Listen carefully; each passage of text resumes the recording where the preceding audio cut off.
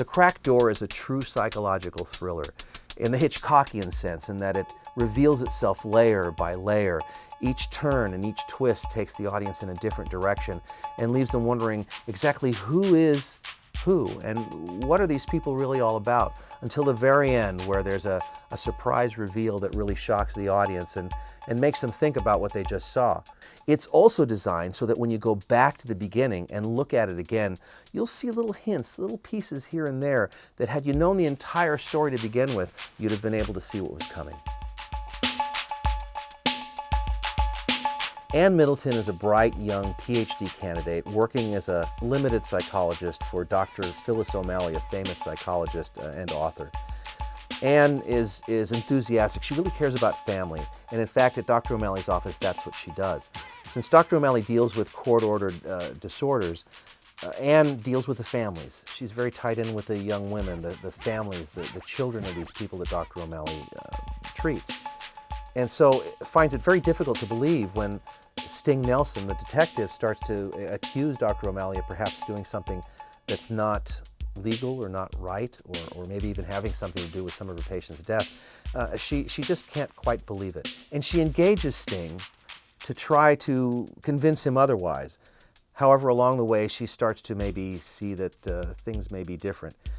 Although she maintains her optimism, we see pretty soon that there's more to Ann than we really see on the surface. Dr. O'Malley, on the other hand, is the picture of confidence. She's a best-selling author.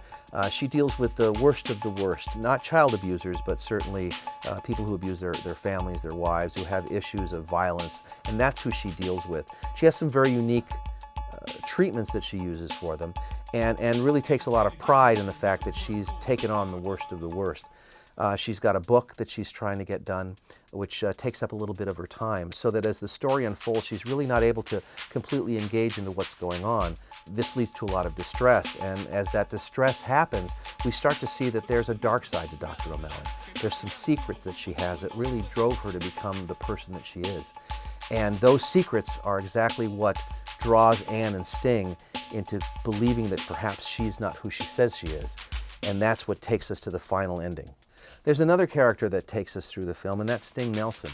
Sting is a little bit embarrassed by his name. His mother happened to be a big fan of the police and named him after Sting, which is ironic because he's a policeman, which brings him some distress when he meets Dr. O'Malley and she makes comments about it.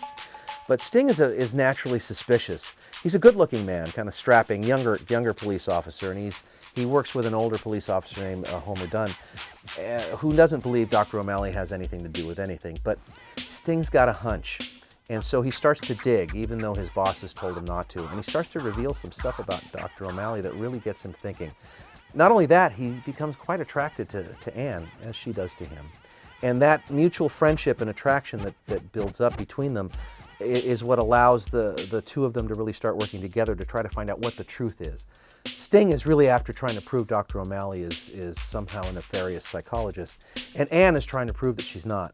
At least that's what we think is going on. But later on we find out that everybody has agendas in this film, and that's what makes it such a twisted thriller. I've always been a big fan of mixing genre, smashing together different styles in order to come up with something different and unique. And this film will be no exception. It is a psychological thriller, and therefore what we want to do is play with the audience. We want to play with their heads. And not only do we do that with the script and with the characters, but we're going to do that in the style it's shot. At the beginning, it'll be very standard drama, kind of gritty, it's New York. It'll be a little more colorful, a little bit more standard, probably more static shots, not a lot of handheld, not a lot of steady cam, but something that's kind of solid, that grounds the audience a little bit better. But as we go forward, we're going to start changing that. It'll go a little bit more handheld. We'll start using more angles, more contrast.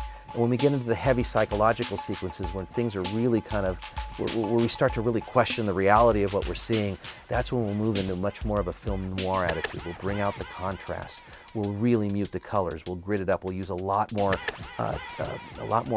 obtuse angles in order to really excite the audience and create the tension that we need, so that at the very end, when the final secrets are revealed, the audience is with us, and we'll be mostly handheld. So it'll be their point of view in this chaotic situation that occurs at the end of the film, and so that by the time that we get to that final reveal, when the secrets are finally told, the audience will just gasp and really kind of feel like they've been taken on a great journey.